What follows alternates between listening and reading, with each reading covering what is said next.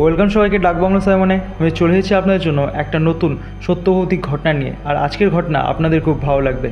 আর আমাকে ভৌতিক ঘটনা পাঠাতে হলে নিচে ডিসক্রিপশনে দেখুন আমার ফেসবুক পেজের লিঙ্ক এবং আমার নির্দিষ্ট ফেসবুক লিঙ্কও দেওয়া আছে।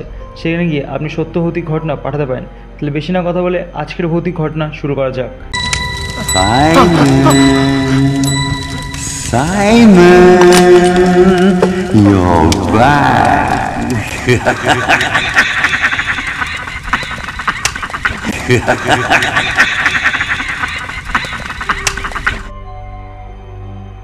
শহরের অদূরে পুরনো এক ভগ্নপ্রায় বাড়িতে উঠলেন রাকিব আর তার 3 বন্ধু। গুগল ঘেটে জেনেছিল এই বাড়িতে একসময় এক ধনী ব্যবসায়ী তার পরিবার সহ খুন হয়েছিল। এরপর থেকে এখানে আজব ঘটনাগুলো ঘটতে থাকে। কখনো জানলার পর্দা নড়ে, কখনো ভিতর থেকে কান্নার শব্দ আসে। ভৌতুক বলে কিছু নেই। রাকিব হেসে বলল। 4 জন মোমবাতি জ্বালিয়ে বসে পড়ল বাড়ির পুরনো হলরুমে। হঠাৎ করেই ছাদ থেকে একটা বড় টিকটিকি গড়িয়ে পড়ল। এই তো ভূতের শুরু, হাসলো তানভীর। তবে তখনও তারা জানতো না এটাই ছিল প্রথম ইঙ্গিত। টিকটিকিটা পড়া মাত্রই পুরো ঘরটায় যেন একটা কেমন অস্বাভাবিক ঠান্ডা নেমে এলো। মোমবাতির শিখাগুলো একসঙ্গে কেঁপে উঠল। পর্দা সরে গিয়ে জানলা খুলে গেল। বাইরে তখন এক অচেনা চাঁদের আলো। তারপরই ঘরের দেওয়ালের ফাটলের ভেতর থেকে আস্তে আস্তে বেরিয়ে এলো আরও অনেক টিকটিকি।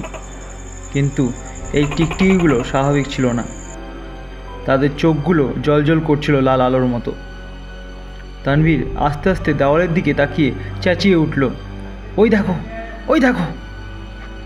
দেওয়ালের ফাটলে হঠাৎ করেই একজোড়া হাত বেরিয়ে এলো। হাতের চামড়া নেই, শুধু হাড় আর কালো মাংসের অবশিষ্টাংশ। তারপরেই কানের কাছে ফিসফিস করে কেউ যেন বলল, এখানে এসেছিস, বাড়ি যেতে পারবি তো? ভয়ে সবাই দৌড়ে বেরিয়ে পড়ল, কিন্তু দরজা যেন বাইরে থেকে আটকিয়ে দিয়েছে। রাকিব জোরে ধাক্কা দিতে গিয়ে দেখল দরজার ওপাশে একটা টিকটিকি থেতলে গেছে, আর সে মানুষের মতো ফিসফিস করে হাসছে। অবশেষে জানলা দিয়ে ঝাঁপ দিয়ে বের হলো ওরা। যখন বাইরে দাঁড়িয়ে নিঃশ্বাস নিতে নিতে বাড়ির দিকে তারা তাকালো, দেখলো উপরের ঘরের জানলায় একজন দাঁড়িয়ে।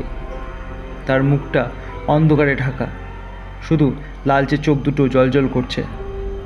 সেই রাতের পর থেকে রাকিব আর কখনো রাতের বেলা কোনো পুরনো বাড়ির দিকে তাকায় না, কারণ সে জানে ওরা এখনও তাকিয়ে আছে।